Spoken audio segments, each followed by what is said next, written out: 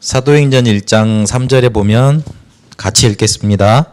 그가 고난 받으신 후에 또한 그들에게 확실한 많은 증거로 친히 살아계심을 나타내사 40일 동안 그들에게 보이시며 하나님 나라의 일을 말씀하시니라. 아멘.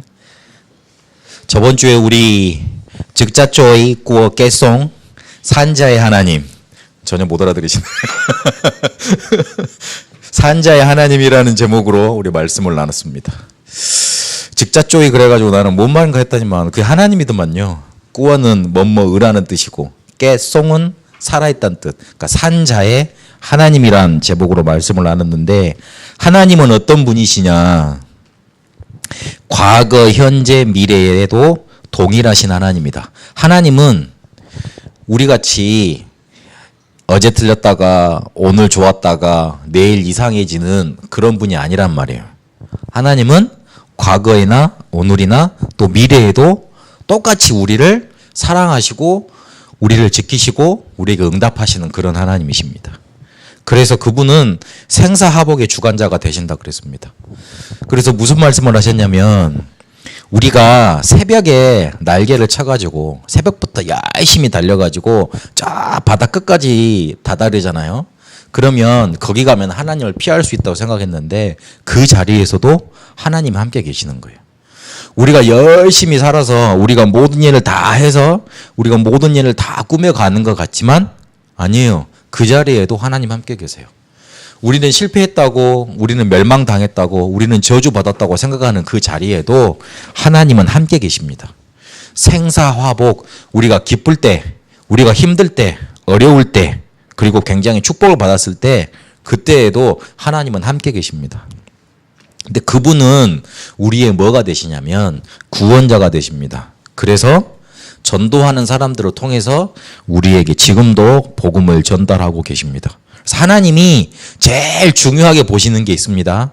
그게 뭐냐면 이 구원의 복음인 그리스도가 증거되는 것을 가장 소중하게 여기십니다. 하나님이 우리한테 가장 원하시는 건, 하나님, 이 손이 하나님이라고 생각을 해보면 이게 우리예요. 우리를 이렇게 보실 때 중요하게 보시는 게 뭐냐면 우리한테 복음 하나 있는 거, 그거 딱 보십니다. 하나님은 그래서 요 복음, 곧 그리스도가 전달되는 거, 그거를 가장 소중하게 여기십니다. 마태복음 10장 40절 42절에 보니까 냉수 한 그릇도 그 상을 잃어버리지 않는다고 하셨어요. 그래서 하나님은 죽은 자의 하나님이 아니고, 죽은 자의 하나님이란 말은 무슨 말이죠? 이것저것 율법, 그런 종교, 그런 예식, 그런 율법에 딱 묶여있는 그런 하나님이 아니고 지금 우리와 살아서 역사하시는 하나님. 근데 그 하나님이 우리에게 가장 소중하게 보는 게 있는데 그게 그리스도가 있느냐, 언약이 있느냐, 그걸 따지시는 거예요. 성경에 보면 이상한 얘기들이 많이 나오잖아요. 뭐 큰 형이 죽었다고 어디 형수를 이렇게 취해가지고 애를 낳고 그러겠어요. 그런 풍습이 있는 나라가 별로 없거든요. 그런데 그거를 하나님은 굉장히 소중하게 여기셨어요. 왜요? 그리스도가 오셔야 되기 때문에. 그리스도가 오셔야 되는데 그 혈통이 끊어져 버리면 그리스도가 오실 수 없기 때문에. 하나님이 그리스도를 소중하게 보셨기 때문에 그런 제도를 만들어서라도 이런 언약이 계속 전달되게 하셨던 겁니다. 그래서 하나님은 그렇게 산자의 하나님이시다. 지금 우리와 함께 계신 하나님이다. 그래서 그 능력을 누려라. 가장 소중하게 보는 것을 붙잡아라. 그렇게 말씀을 나눴습니다. 그러면 그 산자의 하나님이라는 언약을 우리가 붙잡고 뭘 봐야 되겠냐? 오늘 하나님의 나라라는 걸 봐야 되겠습니다. 성경의 7명 렘넌트들이 하나님의 나라를 봤습니다. 근데 하나님의 나라는 어떻게 성경에서 이루어졌느냐? 분명히 하나님의 나라는 7명의 렘넌트들을 통해서 봤고 보여졌고 그리고 실제로 이루어졌는데 어떻게 이루어졌느냐? 그들의 특징을 보면 첫 번째로 흔들리지 않았습니다. 사람이 흔들려 버리면 뭘 제대로 못 보냐면 문제에서 주시는 하나님의 메시지, 하나님의 음성을 못 듣습니다. 그러면 누가 제일 역사하느냐? 사단이 그 틈을 파고 들어와서 우리를 무너뜨려 버립니다. 우리가 조금만 흔들리지 않고 하나님께서 주시는 문제로 보지 않고 그 속에서 메시지로 잡으면 분명히 성령께서 역사하시고 곧 있으면 하나님 나라 임하고 사단이 결박됩니다. 그런데 그게 안 되는 거예요. 렘넌트 7명은 7시대의 극심한 저주 재앙을 경험했지 않습니까? 포로로 끌려가기도 하고 노예로 끌려가기도 하고 저주받기도 했거든요. 그런데 그 상황에 흔들리지 않았어요. 우리 어려운 일 당하면 뭐부터 나옵니까? 아휴, 이렇게 불평부터 나오고 원망부터 나오잖아요. 내가 힘들면 또 아프면 어떻게 됩니까? 아이고 죽겠네, 아이고 힘드네, 그 소리부터 나오잖아요.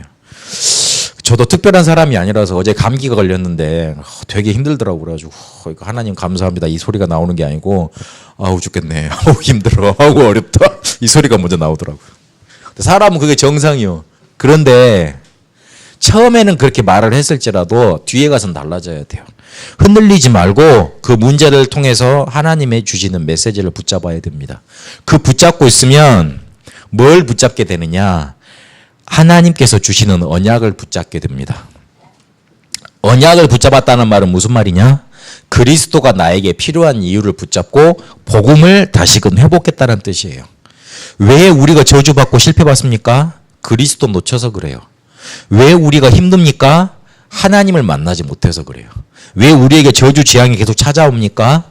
하나님을 만나지 못해서 우리가 죄 속에 딱 잡혀있기 때문에 그래요. 우리에게 왜 이해하지 못하는 저주 재앙의 문제, 이상한 문제들이 자꾸 찾아옵니까? 하나님 떠나서 죄 속에 사로잡히기 때문에 사단이 우리 인생의 주인 되어 있기 때문에 그래요. 그래서 우리는 날마다 그리스도가 필요한 겁니다. 그래서 그 이유를 제대로 붙잡으면 그리스도가 우리에게 필요하잖아요. 그 그리스도를 다시금 우리가 간절히 붙잡는 거예요. 그러면 복음 회복되게 돼 있어요. 그리스도를 붙잡아야 될 이유를 제대로 모르는데 우리에게 어떻게 복음이 회복되겠어요? 그 될 리가 없지. 7명의 렘넌트들은 흔들리지 않고 문제로 보지 않고 거기서 하나님의 메시지를 붙잡았는데 언약이 잡혀졌습니다. 그리스도가 필요한 이유, 복음 회복해야 될 이유가 붙잡혀진 겁니다. 그러니 이 사람들은 자연스럽게 언약의 여정을 간 겁니다. 왜 우리가 20년 전에 믿은 거하고 지금하고 믿은 게 똑같습니까? 똑같으면 안 되죠. 똑같은다고 말을 하면 예전보다는 더 이렇게 퇴보한 거죠. 가면 갈수록 발전을 해야 되는데 왜 그렇습니까? 언약의 여정을 안 가져서 그래요. 언약의 여정을 통해서 자금자금 이렇게 하나님이 나에게 성취되는 언약을 맛보면 우리가 20년 전보다 분명히 더 높은 서밋 자리에 갈 건데 그렇게 되질 않아요. 왜 그렇죠? 언약도 못 붙잡고 맨날 흔들려서 그래요.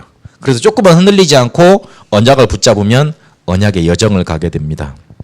그래서 이들은 멈추지 않고 계속 언약의 여정을 갔습니다. 렘넌트 7명한테 하나님의 나라가 이렇게 이루어졌습니다. 한마디로 말을 하면 어려운 걸 참아낸 게 아니고 그 속에서 하나님의 메시지를 붙잡은 거예요. 힘든 것 속에서 견딘 게 아니고 그 속에서 하나님의 언약을 붙잡은 거예요. 그리고 아무 응답 없이 시간을 낭비한 게 아니고 언약의 여정을 통해서 하나님이 주신 응답을 누렸습니다. 이렇게 성경의 7명 렘넌트에게 하나님의 나라가 임했습니다. 그러면 하나님의 나라가 그리스도 안에서 어떻게 성취됐는가 확인해 봐야 됩니다. 마태복음 10장 7절에 보니까 이미 너희에게 천국이 가까웠다 그랬어요. 그 말은 무슨 말입니까? 예수님이 그리스도로 오셔서 사단의 권세를 깨뜨리시고 지옥 재앙 권세를 해결하시고 하나님 만나는 길을 여심으로 모든 지옥의 권세를 없애셨다는 말이에요. 요한복음 19장 30절에 보니까 예수님께서 모든 것을 이뤄놓으셨다 그랬어요. 모든 것을 다 이루었다 하셨어요. 무슨 말이죠? 인생에 해결이 없는데, 인생에 답이 없는데 우리에게 실제로 답을 주셨다는 겁니다. 그리스도께서 오심으로 실제로 창세기 3장 문제, 6장 문제, 11장의 문제 완전히 무너진 겁니다. 우리의 원죄 문제가 완전히 끝난 거예요. 그래서 예수님께서 그리스도로 오셨기 때문에 천국이 가까웠다 그랬어요. 천국이 임하면 사단의 나라는 무너지겠죠. 예수님이 가시는 곳이 바로, 예수님이 계신 곳이 바로 천국이겠죠. 예수님이 그리스도로 오셨으니 흑암 권세, 저주 권세, 흑암의 나라가 무너질 수밖에 없기 때문에 천국이 가까웠다. 그래 말씀하시는 거예요. 이미 그리스도 오심으로 하나님 나라 성취된 겁니다. 그러면 왜 우리 보고 이루라고 합니까? 하나님의 나라를 기다리라고 합니까? 요한복음 16장 11절 14절에 보니까 세상 임금 사탄 그랬어요. 우리가 힘든 이유 결론적으로 따지고 보면 사단 때문에 그래요. 우리가 어려운 이유 결론적으로 말하면 사단 때문에 그래요. 그게 그냥 세상을 조정하는 정도가 아니라 세상을 꽉 잡고 있습니다. 세상 임금. 그래서 자꾸만 이해하지 못하고 알 수 없는 일들이 계속 찾아오는 겁니다.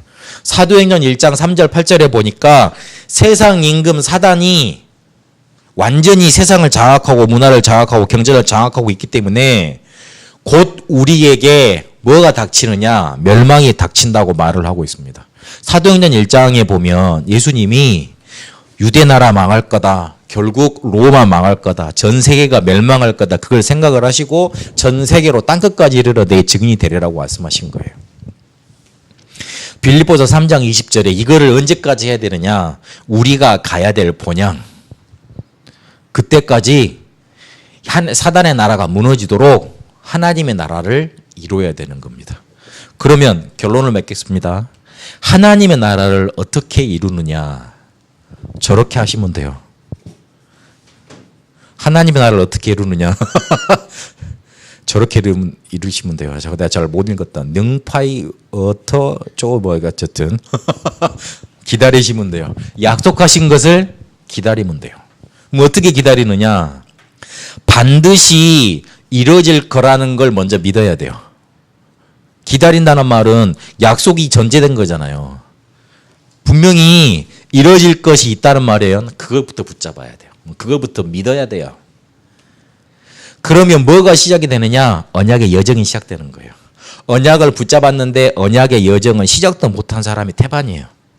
우리는요, 언약을 붙잡고 언약의 여정을 시작해야 됩니다. 그게 어떻게 시작이 되느냐? 붙잡으면 돼요. 약속하신 것을 기다리겠다고 내가 결단하면 돼요. 그러면 그렇게 꾸준히 언약의 여정을 시작해서 꾸준히 그 길을 가다 보면 분명히 이루어지는 날이 옵니다. 그래서 그 언약의 여정을 가는 방법이 뭐냐? 집중입니다. 올해는 개인 훈련을 통해서 이걸 하겠다고 기도 제목을 드렸습니다. 개인적으로 여러분 어떻게 이 집중 훈련을 시작해야 될까 기도하다가 제가 표를 하나 만들어 드릴게요. 그럼 그 표에 따라서 여러분 움직이시면서 집중의 훈련으로 들어가면 되겠습니다. 제일 먼저 하실 거 말씀 듣는 것부터. 말씀을 듣다가 기도하는 거. 그 기도를 통해서 자연스럽게 전도문이 열리는 거 체험하는 축복이 있게 되시길 바랍니다. 하나님의 나라 분명히 우리에게 이루어집니다. 산자의 하나님 그랬잖아요. 분명히 하나님은 살아계시고 우리에게 그리스도를 가장 중요하게 전달하기를 원하세요. 그 하나님이 우리 삶 속에 우리가 본향 천국 갈 때까지 우리 현장 속에 하나님의 나라가 이루어지길 원하십니다. 그래서 약속하신 것을 붙잡고 문제를 문제로 바라보지 않고 그 속에 하나님의 메시지를 찾아내시기 바랍니다. 그래서 언약의 여정을 쭉 가게 되시길 축복합니다. 기도하겠습니다. 살아계신 하나님, 전도자의 삶이 우리 속에 있게 하여 주옵소서. 오직 그리스도를 붙잡고 이제는 하나님의 나라가 그리스도 안에서 성취되었는데 우리 현장 속에 이루어지도록 축복하여 주옵소서. 문제를 문제로 바라보지 않고 하나님이 우리에게 주신 메시지로 붙잡고 그 언약을 붙잡고 우리에게 언약의 여정이 시작되게 하여 주옵소서. 분명히 우리에게 주신 것 있는데 그것 기다리며 집중 속으로 들어가게 하여 주옵소서. 살아계신 우리 주 예수 그리스도 이름으로 기도합니다. 아멘.